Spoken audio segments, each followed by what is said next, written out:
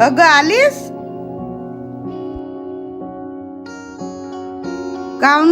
काऊन एवढी घामाघूम झाली आहेस? पायी चालत आली ना म्हणून. पायी? अगं पण काऊन? रजनीश नाही आला का घ्यायला? तू पण कोणावर विश्वास ठेवलीस आई? एक नंबरचा खोटारडा आहे तो. जंपे बरं आणखी कोण आला तर मी तोपर्यंत तुला जेवणाचं ठेवतो.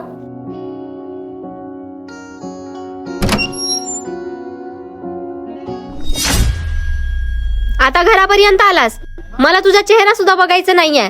चल निघ. हा घे. मग अशी गाडीवरच राहिला होता.